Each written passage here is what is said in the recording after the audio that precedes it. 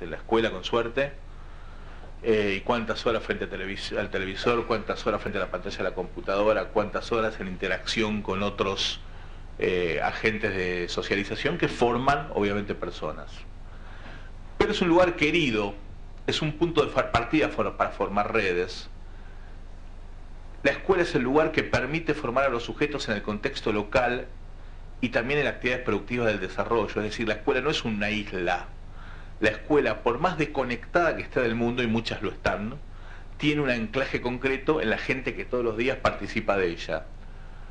Puede ser un buen lugar para estimular carreras universitarias dinámicas, y sobre todo hay que brindar elementos para que la gente se ubique en relación al futuro.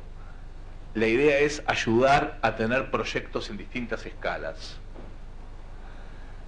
Es fundamental que la escuela sea un vehículo para promover la innovación.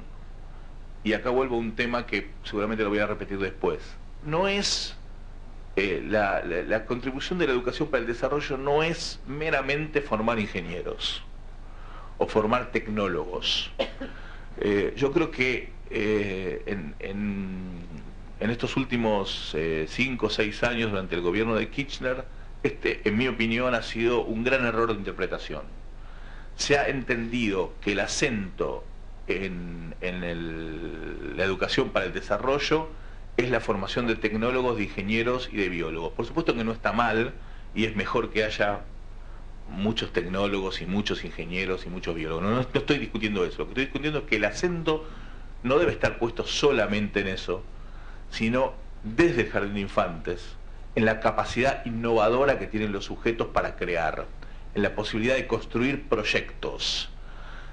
Mal podemos pensar en una sociedad autónoma si nuestras escuelas no tienen capacidad autónoma, si nuestros maestros no tienen capacidad autónoma, nuestros educadores, nuestros profesores no tienen capacidad autónoma, y si no formamos a nuestros alumnos en la capacidad autónoma, en el emprendimiento y en el desafío.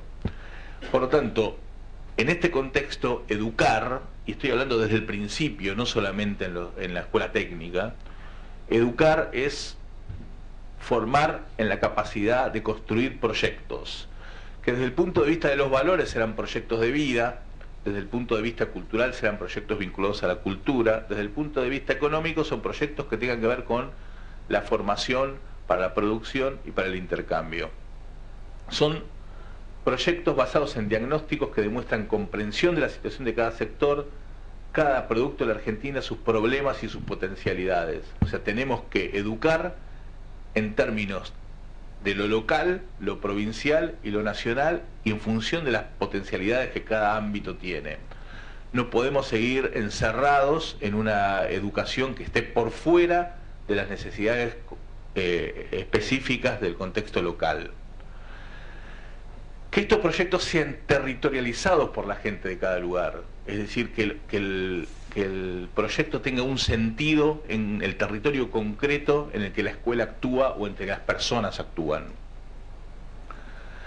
Que se basen en empresas profesionales, egresados del sistema educativo natural y que retroalimenten el sistema. Uno de los problemas que tenemos es que las personas se forman en nuestro sistema educativo, en algunos casos se forman muy bien, y nunca más vuelven a retroalimentar ese sistema.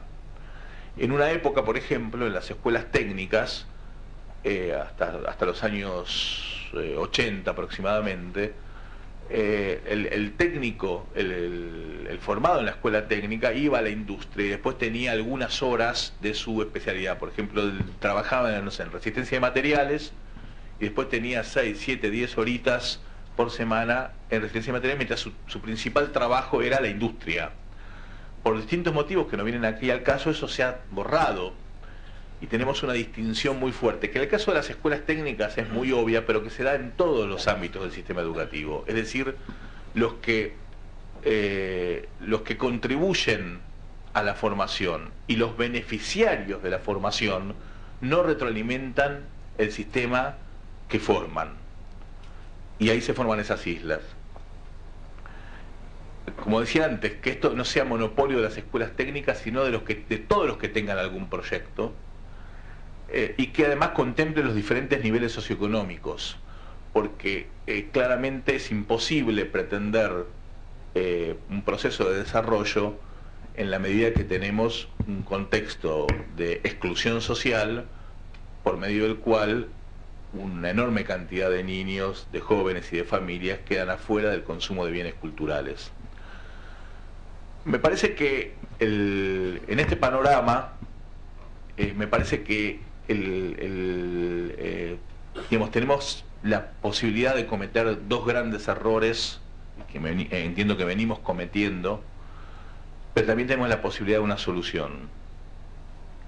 El primer error frente a esta situación es brindarle a la realidad una respuesta de carácter nostálgica, de carácter melancólica, tanguera, que vendría a ser más o menos la siguiente. Si durante la primera mitad del siglo XX hasta los años 60 aproximadamente, los procesos de desarrollo en la Argentina estaban bien encaminados, y si esos procesos de desarrollo eran el resultado de un conjunto de construcciones educativas, lo que tenemos que hacer es volver a ese contexto que hizo que la la Argentina tuviera un buen nivel de desarrollo económico.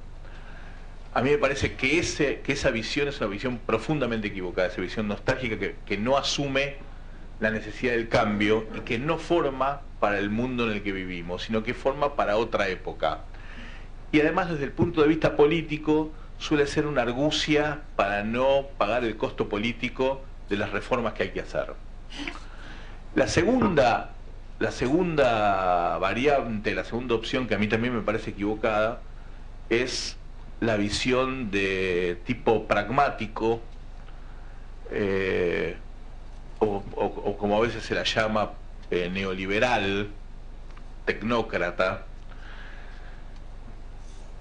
que diagnostica las reglas, el comportamiento del mercado, las reglas del mercado como reglas inamovibles y fijas, y le da a la Argentina en general, o al nivel de desarrollo local en particular, un destino ineluctable del cual no se puede salir, en donde la organización colectiva del Estado y de la economía no tienen nada para decir, sino que son solo los agentes económicos los que tienen la palabra, y por lo tanto, en este contexto, la única opción sería tener un buen sistema de incentivos para que los actores económicos se actúen de la manera más eficiente posible.